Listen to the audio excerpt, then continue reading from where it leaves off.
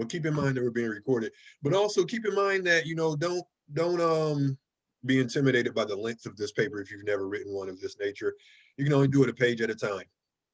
All right, page at a time, and then, if you follow your plan, right? And that's one of the reasons why I had you all submit those proposals where, you're getting your reasons together and your main claim is there. So really, your essay, ideally, you can just spend time in your rough draft fleshing it out.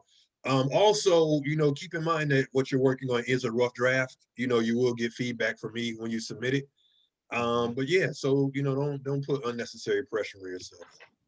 All Okay. right, for this assignment. And then, end of the semester, just by its nature, is just a stressful time because I know you all have finals and everything else. Everything comes to a head at the end of the semester.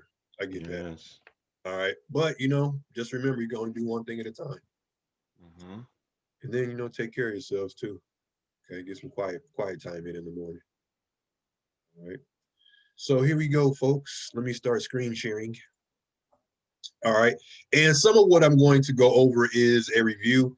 If you watched, the recording from earlier this week, some of this may be like a rehashing of some of that material.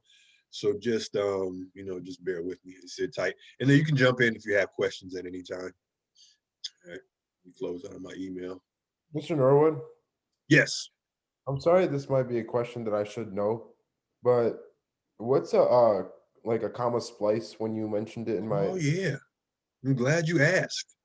Okay. Here's a comma splice. I just don't want to make Oh wait, let me share my screen. A comma splice is when you put two complete sentences together with a comma instead of a period. So Hmm. the old word going here. Oh, so when you have one complete sentence and then another, and then you don't use a like a punct, you don't use a period, instead you use a comma. Absolutely, absolutely. And Oh. here's the arbitrariness of the English language, right? If you separate Hmm. two complete sentences with a comma, it's a comma splice. But if you separate them, with the semicolon, which is just a comma with the dot on top of it, then that's fine. All right. Hmm. But when you use a semicolon, you never use a coordinating conjunction with it, right? You can. Oh, you can? Okay. Absolutely. And I think that's your best bet too, Matt, because using a semicolon to, separate two complete sentences is technically correct, but I think using a semicolon and a coordinating conjunction, it just makes your sentences flow a bit better, right? But this is a comma splice right here. Am I sharing the right thing with you all? Yeah, yeah, yeah. Yep. Okay, this is a comma splice, right? It's a short sentence. And I think one of the misconceptions about run-ons and comma splice is people think that they have to be long sentences, but that's not always true. All right, so a comma splice is, all right, just here's a complete sentence, I am a male, and then another complete sentence, I am a teacher. This is technically correct. The comma. Oh, comma. All right, nothing wrong with this, but, and here you wouldn't even need a semicolon for the coordinating conjunction.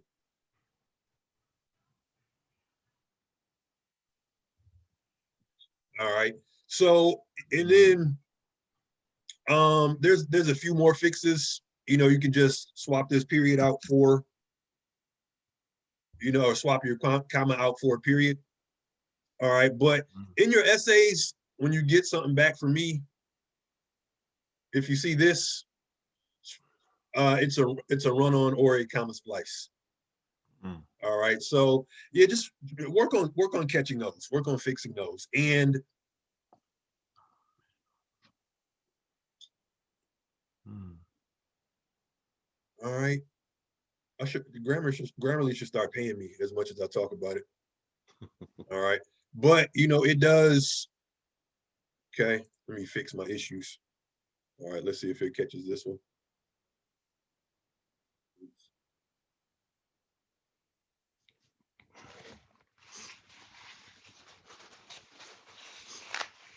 catch my run on. Okay. Forget you then, Grandma. All right. But now just, just be mindful that, two complete sentences when you join them together is a run on and, is a comma splice, and two complete sentences with no, or two or more complete sentences with no punctuation. Like this one gives you a run on. All right. Oh. So yeah, punctuation's our friend. All right. Punctuation's our friend. Okay. But just bear that in mind, as you, work on your drafts. And then, man, you don't have to apologize for asking questions, man. I'm sure like 5 other people had that same question, but didn't want to ask. I did. All right. So thank you for asking. All right. Mm-hmm. I just don't want to make the same mistake in my, other papers. Absolutely, man. And that's what teachers like to hear. Meaning you just told me that you want to get better from assignment to assignment. Yeah, me too. All right. Absolutely. And that's really our goal. Yeah. Right. One is to acknowledge, where we are in our progress, but two, constantly striving to get better. All right. Very good. Very Hey, good. Professor Quinn, I want to Yes. ask you one question. Absolutely. I get mixed up on the annotation. You know how you have to copy and cite the references? Yeah. I go there and I try to copy it to paste it, but it's never there. Where do you go? Paper's late. Where do you go to? Well, I went to the library and I seen after I read the when I was doing my work, then on the side it said citation, so I tried to copy that and I saved it. But when I come to try to put it on paper, not there. So that's the reason why my paper is late. Okay. I finished with everything. I got the everything, but it's not. I want to copy instead of writing it down. Yeah. Let me try to visualize what we're talking about here. Mm-hmm.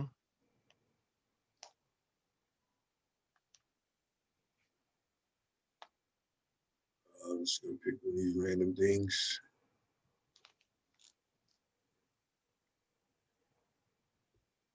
I'm all for using these. Okay. Fire. Okay.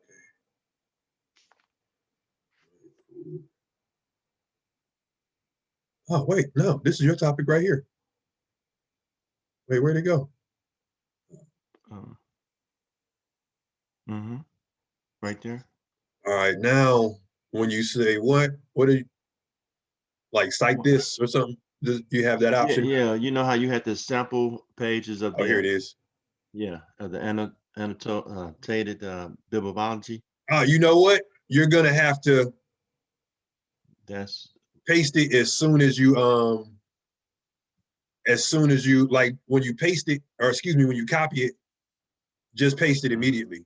Because if you do something else, like if you try to copy something else, it'll cancel out this one. So once you copy it, just paste it immediately onto your works cited page. Oh, I see. I don't have a mouse, so that make a difference on this laptop. Oh yeah. I gotta get a mouse today. Yeah, get a mouse. They're cheap too. Get like a wireless mouse, especially now it's close to the holiday season. Right, because it's hard to copy and paste if you don't have one. Absolutely. You can use Control C and Control V. Like Control V. This is old school, but I think Control V is paste, and I think Control C is copy, if I'm not mistaken. No, okay, it's something else. Okay. I forgot my shortcuts because I haven't had to use them in a long time. Mm.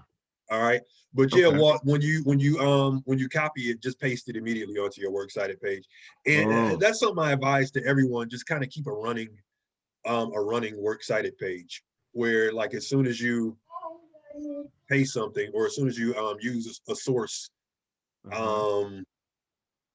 just copy it or paste it right to your works cited page. And I'm glad you brought that up too, because if your works cited page does not look like this, all right, you need to adjust it. Okay, I'm going to post this example on D2L after this call or after this meeting, but notice how, works cited is always called works cited, and it always gets its own page. All right, so even if you only have 1 or 2 lines on the page that came before it, always start a new page with your works cited. All right, and also there's no bullets here, no bullet points, there's no numbers, and it's definitely not this. where it's just like a list of websites. All right. And then it's Mhm. alphabetized. Hmm. All right. So now, kind people, this I just use Scribber. Back in my day, we had to do it the old school way. Uh-huh. All right, but you have Scribber, Night Sight, um, the library, which I just showed, using the example for walk. So Mhm. we have resources. So really, there's no reason, right, to be submitting incorrect works cited pages. All right. And to keep it real, like when you get to 1520, your teacher's probably going to knock some points off your essay if you give them a Wow. list of websites. All right. So Oh. just get yourself into practice. It just takes a few minutes. And then I think now there is that Hmm. advantage of, being able to use the citation generators where you don't have to do this the old school way. Right. I'm laughing because when I first started doing this, it was on a typewriter. Right. So yeah, typewriters. Man, I don't know how we did that. That was way back in the day though. All right. So today's material once again. All right. About some final tips about argumentation and really how to get your draft together. All right. I think the main thing that is going to help your draft become successful though is planning. All right, planning, and then putting some time in, meaning doing a little bit towards this essay every day, it goes a long way. All right. It goes a long way just doing a little bit. And sometimes that is, getting some paragraphs together. Sometimes it's working on your counter argument or just, try to contribute something to this project every day. But it's very difficult and equally as stressful to, wait to the final moment and, try to come up with some ideas. And a lot of times I know there's that we often say, and I'm guilty of this sometimes as well. Like we say, I work best under pressure, but a lot of times, we say that because, we've only been allowed to work under pressure. So, take some time, right, for this assignment. Like I know it's a lot, the researching and making sure your argument is as tight as you can make it, but it's just worth it, putting in that time. And then I find that you go into break, feeling better about yourself after you put that work in. All right. So this is mostly a review, so I'm just going to skip around on some of these. Deal with debatable issues. Most of us, with our proposals, have selected debatable issues for our paper, so that's a good thing. All right. Um, this next point is going to be key for us, based on reason and research. Okay, logos or appeal to logos. Appeal to logos just means appeal to logic. All right. When you get to 1520, you'll learn more about these rhetorical strategies. But appeal to logic is just that. You make your claim and then you support it with your reasons, and then you support your reasons with your evidence. All right. Your reader is going to be demanding that. All right. So you could certainly present a well-reasoned argument. All right. But at the end of the day, your reader is going to say, hey, well, that's nice and it makes sense, but show me how this is true. Right. And that's the job. That's what your evidence is job. It shows how how your claim is true. Okay. Your thesis statement tells your audience that something is true or that something should be happening, but your evidence shows them, why it's true or shows them why something should be happening. So make sure that you're using, adequate evidence, meaning like enough evidence to support your ideas. All right. Um, Arguments, and I think, as a society, we may have, gotten far away from this, but argument is not about, fighting or being insulting to your opposition. In fact, if you are insulting to your opposition, you've already weakened your position. All right. Meaning like if you have to if you have to resort to, being critical of your opposition, you've already lost. And that's not to say that you can't be critical of ideas, but when you start leveling personal attacks or personal insults, then it just makes you look weak as an arguer. All right. Okay, my mouse is kind of sensitive. All right. Appeals to, I'll talk about appeals to emotion in a minute. All right, take opposing viewpoints, and then I'll just skip down to the end. Successful arguments take time and planning. If you notice this semester, there's been a pattern with all of our writing assignments, or at least all of our major essays, in that we started with pre-writing, right? It was the reflection first, then it was the outline, and then it was the proposal, which is sort of, I mean, we can call it a modified outline, but planning. And you can still, do some planning for your essay, right? Think now that you have your reasons and now that you have, most of your evidence together with your research, and your claim together, now think about how you want your paper to unfold, right? What point are you going to make first, right? And then what point is that going to lead into? All right, so now, and then, where's your response to the opposition, going to come? What are you going to say in your conclusion, right? So I think it's, in our best interest to try to hash these ideas out beforehand. All right, because when you're drafting, it's when you're drafting an essay, you want to have all your ideas present. So it's just difficult to try to come up with ideas on the fly. And you'll find, as you go further and you start writing more complex essays, it's just difficult to do those things on the spot.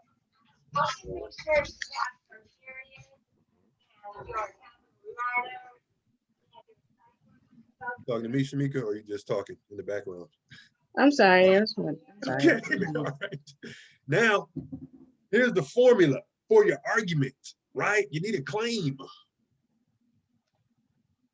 Okay. Most of the proposals I read had good claims and they're ready to go. Okay. So again, the claim is your main idea. What do you want your audience to accept? Or what do you want to spend your paper proving? All right. And something I said in the recording and something I probably said a million other times, just make sure that thesis statement is clear. All right. Try to make it as clear as you can. Okay. This should be happening. This should not be happening. Or you give a position, on a certain issue. All right. But whatever it is, just make sure it's clearly stated.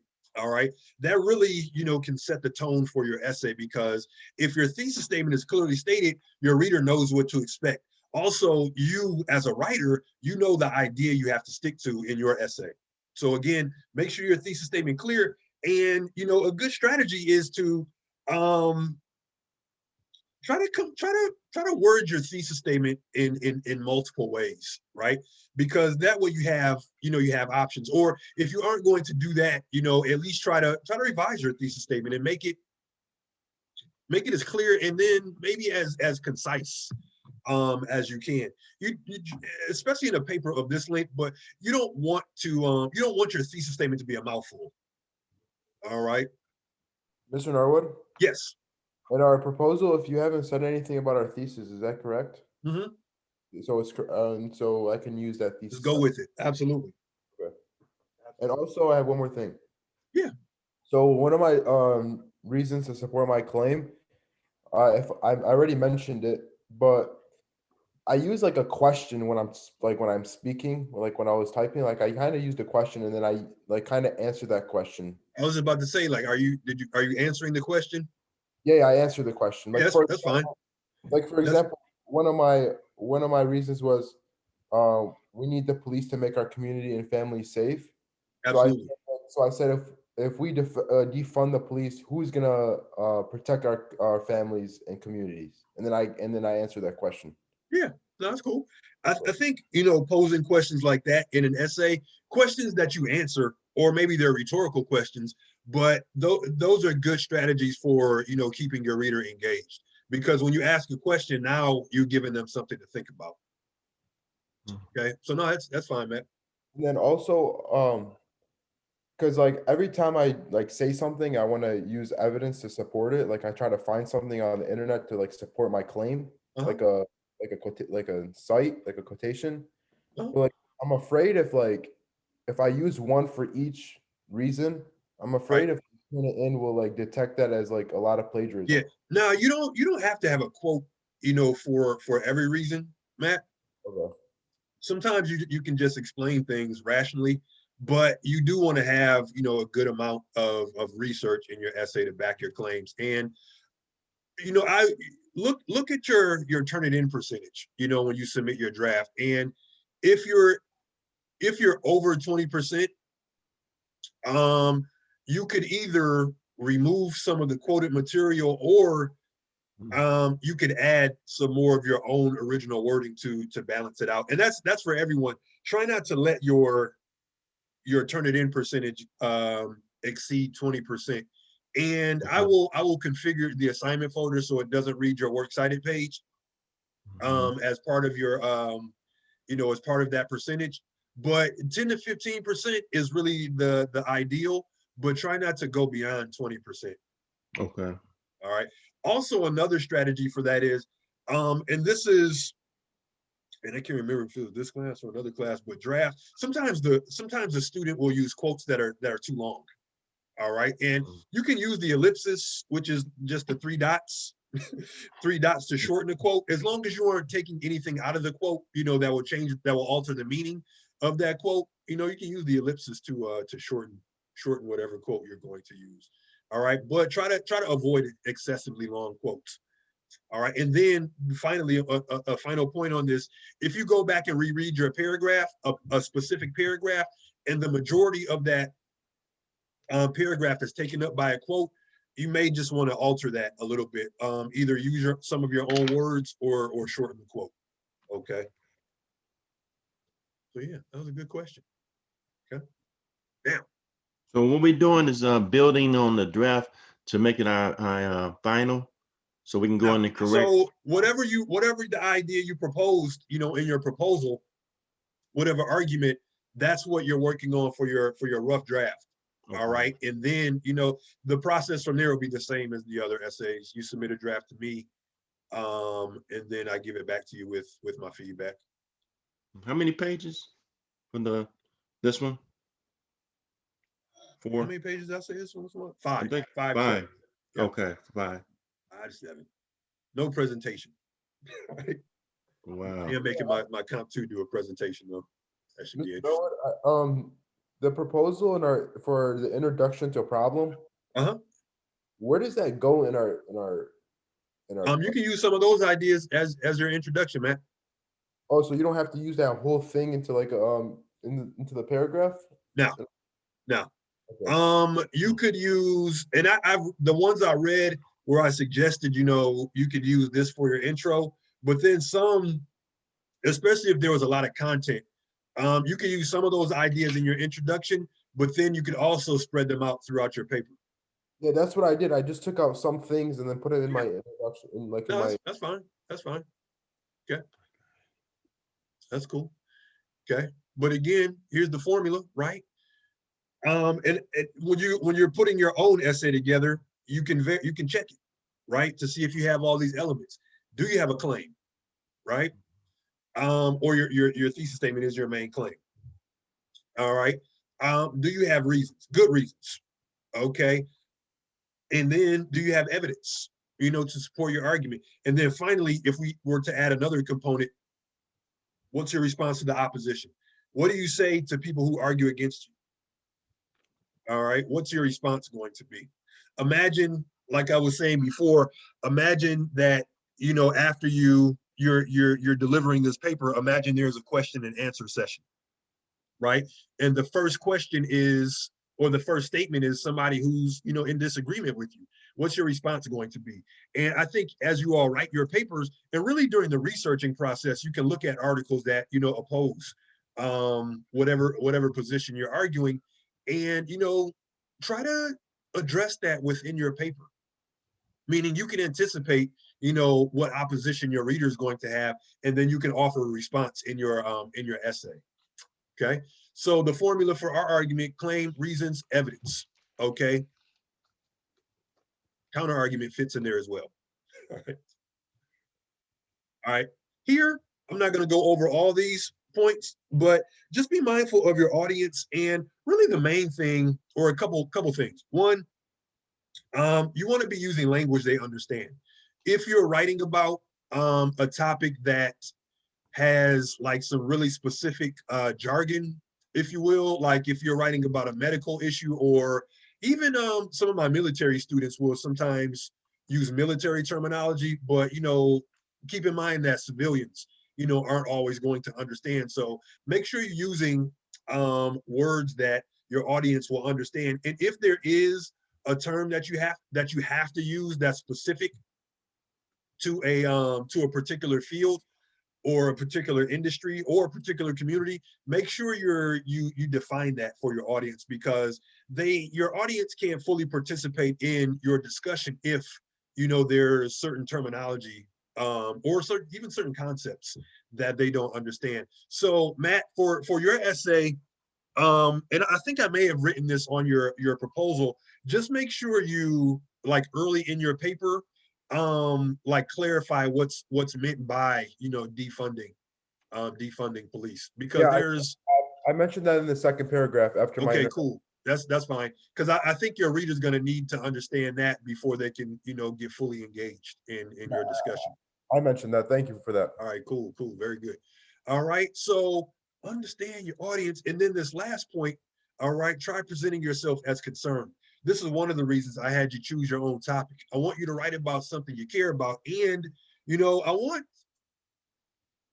I think your reader can better connect to an argument if they sense it's something that the writer is passionate about. And it's not necessarily, they're not always necessarily going to agree with you, but I think if you, I don't know, if you have a connection to what you write, it just makes this process, excuse me, a bit more productive. All right. Yeah, and then I want you all to write about things you care about, because just in essence, I know we're educating ourselves, for perhaps a career, but at the end of the day, education is also about, self-improvement, or becoming connected to, the issues of the world.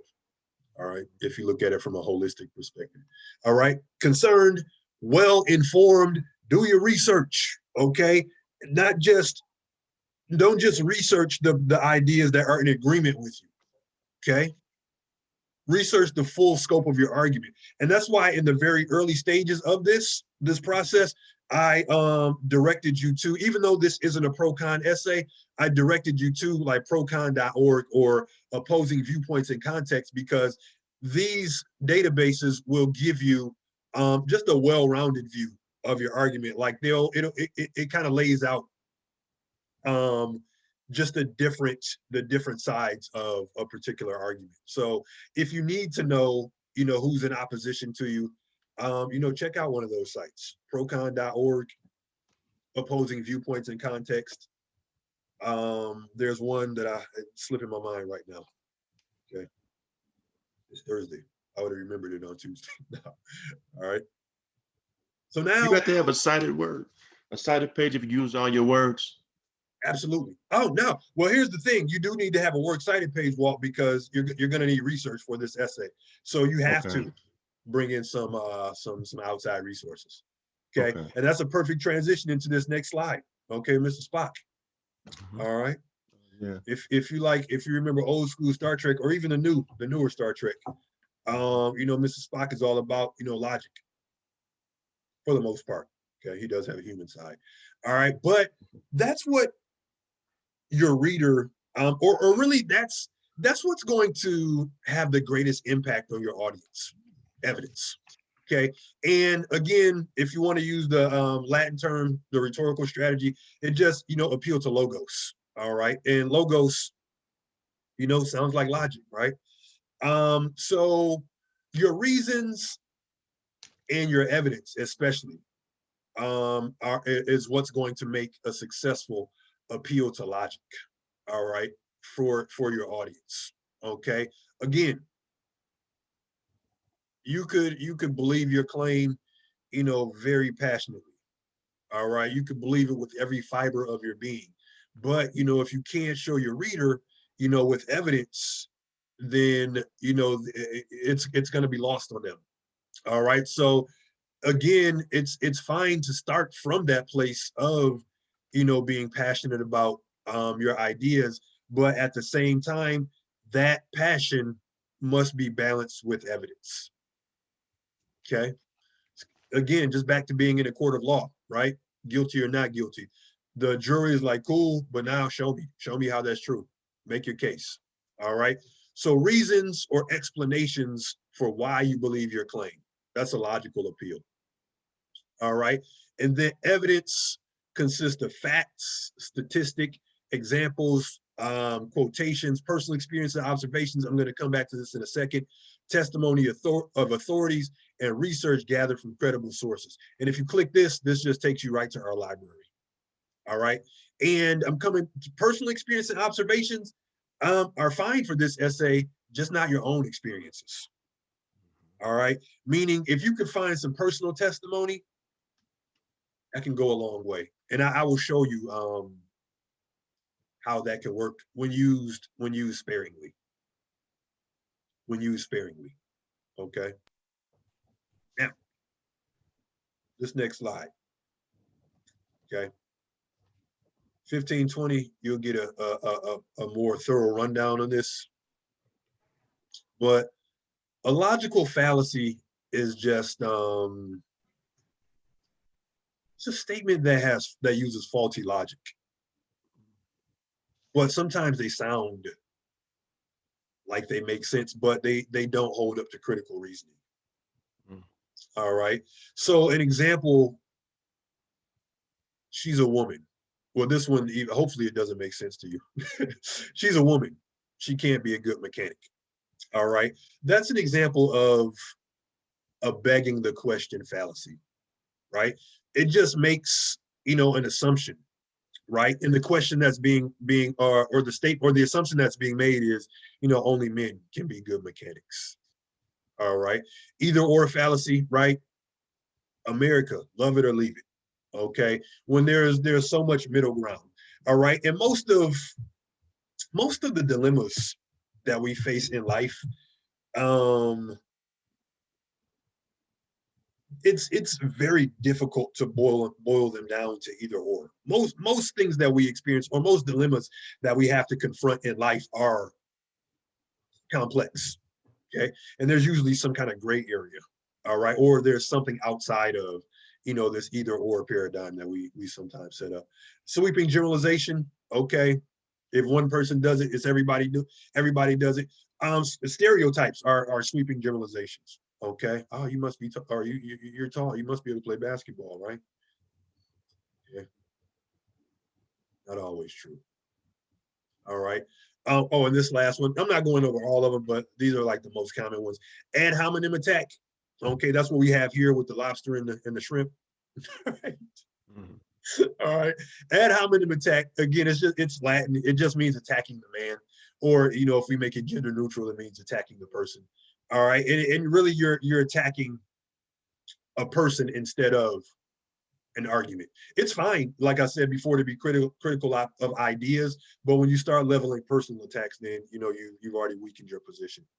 All right. And like this image, the shrimp has just laid out its plan for free education for all the sea creatures and crustaceans and stuff. But the lobster is like, can we let a shrimp like this run our great country?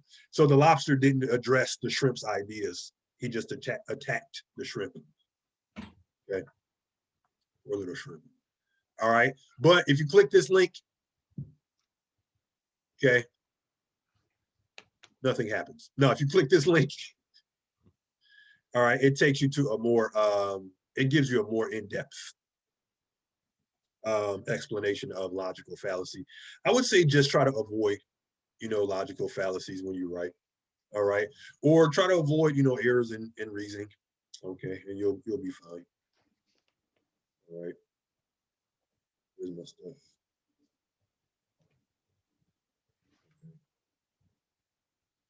There we go. All right. And this is just a YouTube. Oh, okay.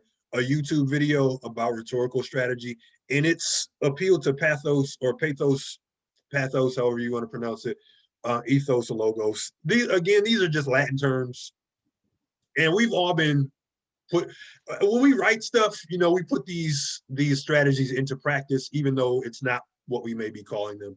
So you can watch that, you know, on your own time.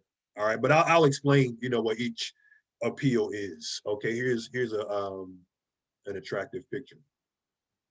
All right, so appeal to emotion, right, or appeal to pathos, right? But let's just stay with appeal to emotion. Let's not go full Latin. All right, appeal to emotion is a double-edged sword when it comes to arguing. A little bit of it, a little bit of appeal to emotion can be very persuasive to an audience. But if you rely on it too much, your audience will see through it. All right, and they'll say, okay, now it's enough of you tugging my heartstrings. Where's your evidence? Okay. Elected officials are great. They're really, most elected officials are masters of using emotional appeal, or at least the people who write their speeches are masters at using emotional appeal. And again, it can go a long way. There, I remember, and I used to show this clip in class a lot. I don't know if I can find it, but there's a clip. If you know, if you're familiar with Montel Williams, the older talk show host, all right, from way back in the day. Now he does those payday loan commercials. Right? Mm. But Montel Williams, right, is an advocate of medical cannabis, and he has, I think he has MS, multiple sclerosis. All Yeah, right, it and does. I remember watching this clip of Montel talking about how, you know, medical cannabis has helped his condition. And, you know, first, you know, he gives the numbers, right, and the data and the research, but then he tells his own story, meaning, you know, this is really how it's impacted me. And, you know, he chokes up a little bit when he does that. So it's just that was a good example of emotional appeal. All right. And emotional appeal, again, it's just, you know, using words or even imagery that evokes your audience's emotion. And like I said, when used sparingly, it's a great strategy. All right. Because realistically, you know, we make decisions with both our hearts and our minds. All right. A lot of the time. All right. So this image, right? We look at the words, right? Cigarettes cause cancer. And you know, that's been pretty well established. All right. Even though the you know, the tobacco industry, it took them a few years to admit this was true, despite the research. But you know, it's pretty well established. So this will be a logical appeal. Cigarettes cause cancer. All right. But the image, emotional appeal. Why? Because we look at that image, we're like, man, look at his mouth. Okay. And you know, it evokes something in us, right? Whether it's disgust, or you know, maybe we may be attracted to a mouth like that. Your preferences are up to you. All right. But emotional appeal must be balanced with, you know, logical appeal. And again, if you overuse it, or if you rely on it too much, you're going to lose your audience, or it's going to weaken your claim. But again, if you balance it, it'll work.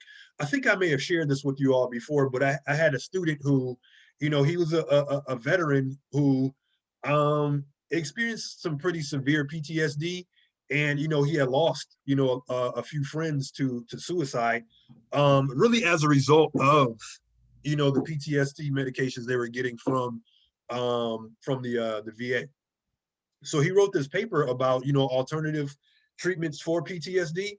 And you know, the paper had the data, right, had the numbers, had precedent, like, you know, here's where this has worked before. But within that, you know, he had a story of a veteran that really struggled from PTSD, and it wasn't his story, right? So when I say you can include personal testimony, don't include your own experiences. But you know, if you come across an article that include someone sharing their experiences, you can reference that in your essay.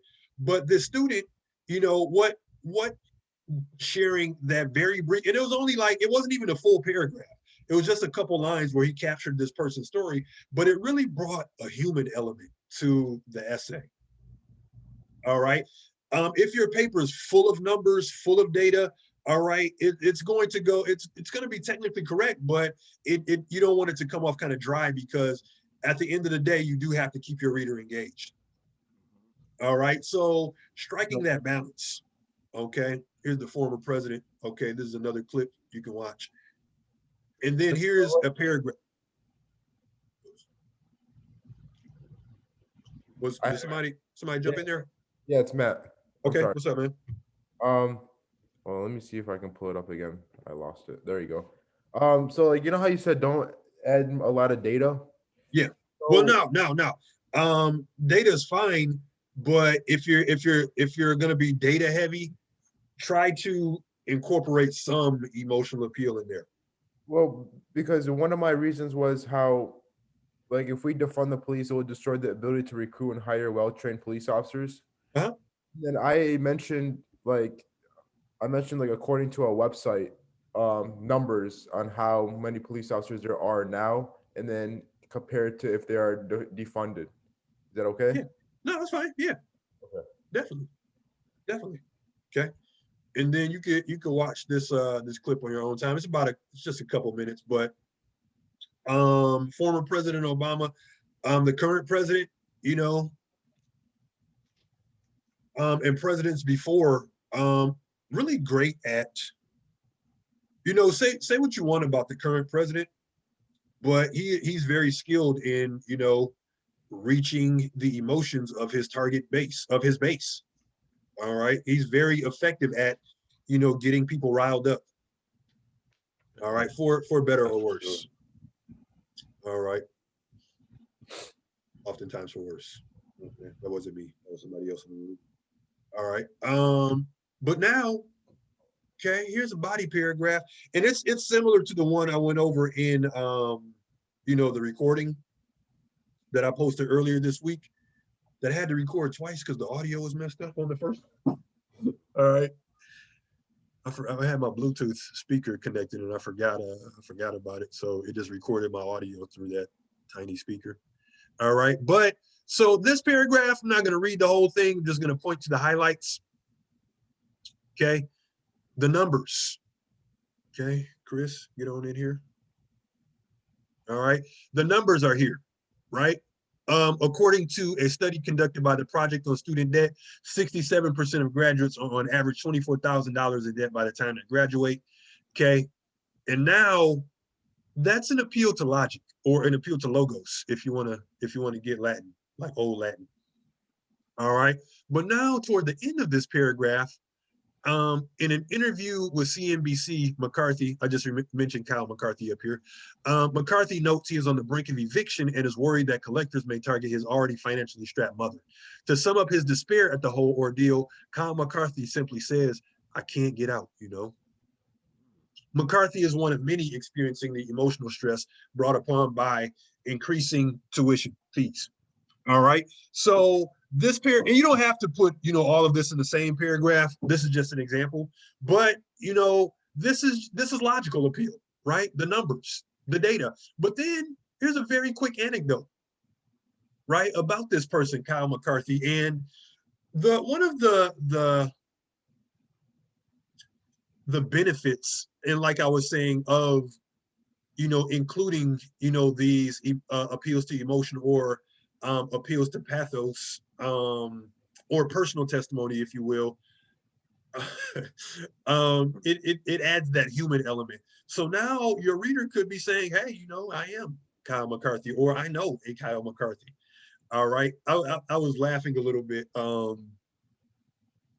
Those the ASPCA commercials with Sarah McLachlan, with the sad music, and they show the dog with 3 legs and all that. Yeah, emotional appeal all the way. All right. All right. Because I know sometimes people see those commercials and like, they want to donate immediately. Like, man, go adopt an animal. Okay. My dog's a stray dog. I found her a few years ago. Been best friends ever since. All right. Now, when we go back to these appeals, these rhetorical strategies, right? Logos, or appeal to logic, is an appeal to logic. Okay. Pathos or pathos, you know, I keep pronouncing it in different ways. Pathos is an appeal to emotion, right? Should be used sparingly. Okay. Appeal to ethics or ethos, it just says to your reader, you can trust me. I am a credible source. Okay. So ethos or ethics, it establishes that trust with your audience. Okay. It lets your audience know that you are reliable. You are a credible source, right? How do you do that? Okay. One, you bring in, you know, credible resources, right? Oh, right. You cited Dr. Such and such. Okay. You must know your stuff. Okay. And that's why I said before, like when you were doing your research, you know, if think about, right, if your reader wants to know more about your topic, who are the leading people in that field, or what are the most prominent studies in that field? Okay, so show your authority, show you know your stuff. Okay, don't rely too much on emotional appeal. All right, we just had some material where I was saying emotional appeal is good, but again, if you point out this issue you're talking about and you say how sad it is, or you say how, you know, how terrible this issue is, your reader's gonna be like, cool, I know it's terrible, I know it's bad, I know human trafficking is horrible, right? But you know, show me the evidence. Okay, so think about that. A little bit of emotional appeal. It's like if your paper was a dish you were cooking, right? Emotional appeal would be an ingredient that you would use, you know, a very small amount of. Okay, it's kind of like vanilla, right? A little bit of vanilla goes a long way, or better yet, kind of like ginger. A little bit of ginger goes a long way, you know, when you're cooking something. Okay, same with the emotional appeal. A little bit goes a long way, and then acknowledge your opposition. Don't ignore the opposition. Don't act like they don't exist. Don't act like there's no other viewpoints except yours. All right. But you do want your reader to accept yours. So the way you do that is just presenting a stronger case. All right. Another way to establish your own credibility that is not on here, proofreading. Proofreading. Okay. Let's say you were, and we're not even talking about writing in an academic context now. Let's say you're applying for a job, right? Most jobs, if not all of them, or most jobs that you all will be pursuing, you know, you need two things, right? You need resume, cover letter. Okay. If your cover letter has a mistake, you've just affected your credibility, right? Same thing if you're writing a transfer essay, you know, when you leave OCC and you want to go to a 4-year school. Okay. A lot of colleges do require transfer students to write an essay, a short essay sometimes. All right. But, you know, if you have typos or, you know, other errors in that, it's going to affect how they view you, right? Why should we admit this person to our college? You know, when they're confusing there, and there, right? Or, you know, if we bring it back to, you know, in terms of writing an academic argument, your reader's going to be saying, you know, well, why should I believe this person if they didn't proofread their stuff? Okay. Sometimes I'll read essays where, you know, there's an error in the first line. All right. And really you've almost lost your reader at that point. All right. And if you haven't lost them completely, it's definitely going to affect how they view your argument. All right. So, you know, use Grammarly, right? Use it's not called spell check anymore, but use, you know, Microsoft Word, all right, to, you know, review your material. All right. If you have time, back away from it, you know, for a while, and then go back and read it with fresh eyes. All right. If you don't have time to do that, you know, read it out loud, have Microsoft Word, read it out loud, enlarge your font, you know, so you can look at every word to make sure it's right. But don't overlook that part of the writing process. Looking back over your work, you know, it goes a long way. All right. And you catch a lot of stuff. You catch a lot of stuff. I know I've written things where I just left it alone and then came back the next day and noticed all kinds of mistakes. All right. So yeah, go back. Go back. Okay. Mr. Go back and Norwood. look at your, yes. So I'm sorry. No, go ahead. So when you're like saying something, right, and you're quoting something, Uh-huh. you didn't have to always say according to, or just at the end, can I just put in like parentheses where I got the site from?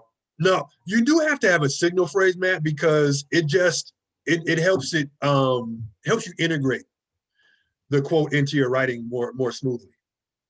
All right. Now, the signal phrase you use could be different. Like you don't always have to say according to, right? You can switch the verb, but always use a signal phrase to introduce your quotes. All Okay. right. It helps you fit them into your paper better as far as like a from the standpoint of coherence and just helping your writing flow, smoother. Okay, so then I do have to say according to then. Yeah. And then you could also note your source's credibility in your signal phrase, right? According to, doctor of forensic science, such and such. So if you say, what's their authority, right?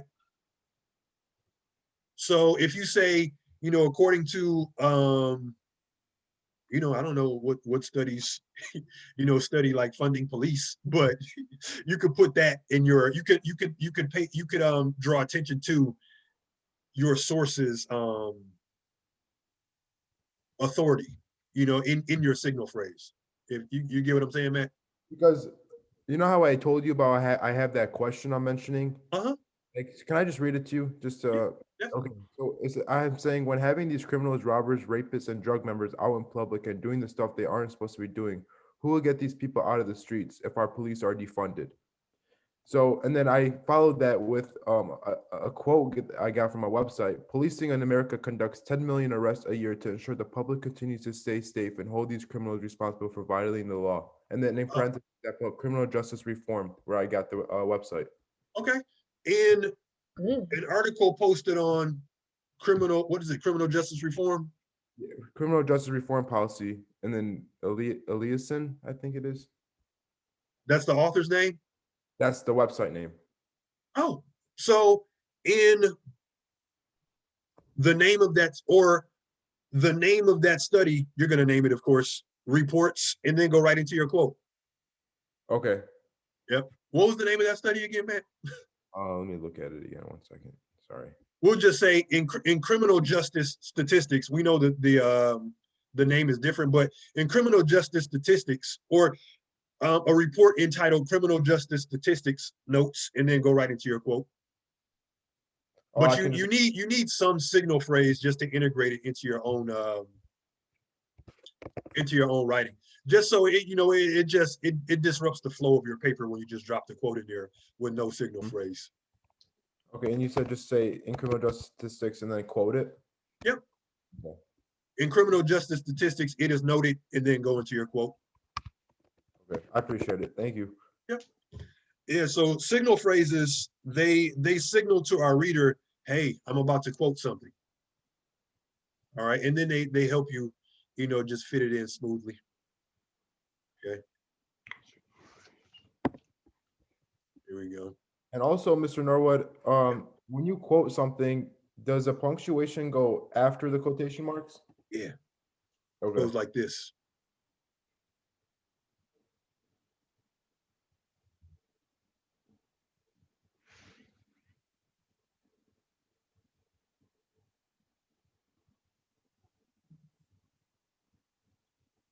Right? So if you notice, Matt, and others, there's no period here.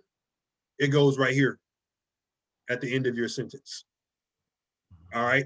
Even if this is, Oh, okay, you scared me a little bit right there. I'm sorry. Even if this is a question mark or an exclamation point, you would put this punctuation inside of your quotation, but you would still have a period outside. Don't do it like this though.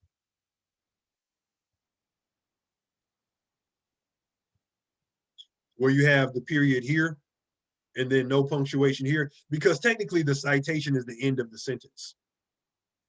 Right. That makes so much sense on so much. I do that so much. And you will always put on my paper that watch for those, and I never knew what you meant. Okay. Now you know, right? So what I'm glad I Well, asked he that just said question, it. Shamika. Yeah. Okay. So now you know better, Shamika. It's minus 50 next time. Oh, boy, Dang. that's a lot. All right. Can I get a Yeah. practice first? Nope. Said you know. Okay. Now, but just keep practicing. All right. Just a few more. We got a little bit of time left, so I'm gonna hit these last slides here. This next slide, this one, claiming authority. It's, just know your issue. Okay. Know your issue. All right. And then here's, this essay, even though it's 5 pages, in principle, it's the same as a 5-paragraph essay. You just have more body paragraphs. All right. But here's your format. All right. And yours, just try to make sure each element of your essay has these characteristics, meaning your intro, right, has an attention grabber. It gives some background. All right. And when you're giving your background, remember, you're asking yourself the question, what does my reader need to know? Meaning, what do they need to know to be part of the discussion that you're about to have? Right? What do they need to know? And you don't want your introduction to be too extensive. So that's what I mean by, what do they need to know? Okay. What do they need to know? But you don't want to start presenting ideas that you're going to present in the body of your essay. But whatever you do, start with an attention grabber. Okay. Could be an interesting statistic, right? Could be a provocative statement. Could be just a fact, right? Could be a quote, a short quote. Could be an anecdote, which is a short story, very short, like 2, 3, or 4 lines. All right, but you need to begin with some kind of attention grabber. Okay, don't start your essay. Have you ever? Did you know? Okay, or don't use some generic opening. Social media is very popular these days. We know it is, right? So you don't tell your reader what they already know. Even though I always say don't assume what your reader knows, but I think that's pretty well established. Okay, so don't start your paper with "Have you ever?" though. Please don't. Have you ever? All right, and then hook, right? Background or context, thesis statement. Okay, if you have those elements in your introduction, you'll be fine. Hook, background, thesis statement. That's all you need in your introduction. Hook, background, thesis statement. And again, like I said, to start this class today, make sure your thesis statement is clear. All right. Then in the body, that's where your research comes into play. Make sure you're writing in an organized way. And, I think it will be a good strategy to, and again, like I said earlier, try to, figure out the order in which you are going to present your ideas. Okay. Try to work that out beforehand. All right. Where, what reason or what evidence are you going to start with? Right? Do you want to start with your most interesting point? Or are you going to spend your essay building up to your most interesting point? Okay. Think about that. Where are you going to use some emotional appeal? Okay. And what's your emotional appeal going to be? All right. So try to work that out beforehand.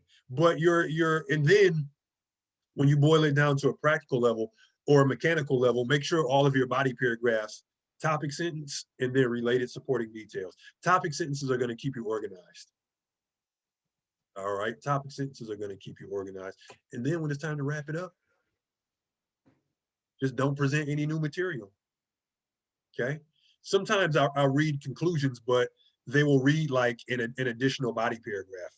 All right. That means that the writer didn't do their job if, the conclusion is just an additional body paragraph. So make sure your conclusion provides your reader with that closure.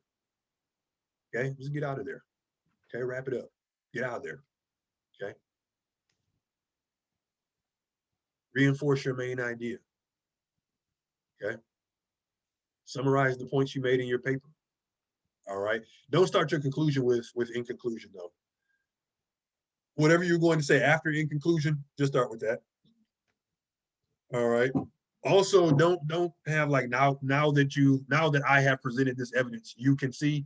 Don't have phrases like that in your conclusion. Okay. Mr. Norwood, Yes. what paragraph should you start talking about your counter argument? Is that your what fifth paragraph? Don't look at it in terms of like a number of paragraphs, Matt. Look at it, after you think you've done enough to Support my claim. yes. Okay. Okay. And then you're going to show, right? Show your reader, why, show your reader what's wrong, or not even necessarily what's wrong with the counter.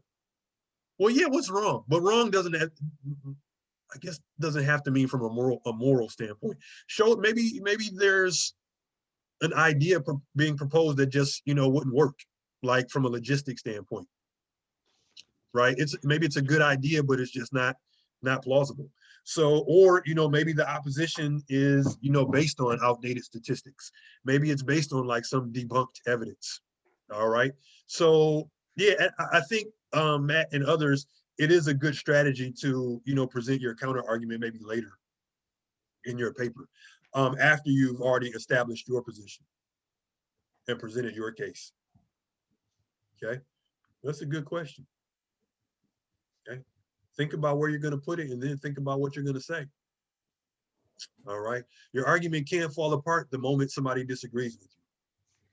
Okay. Or, in the very early stages of this, I said, don't waver. That's what I meant. Like when you're challenged, don't waver.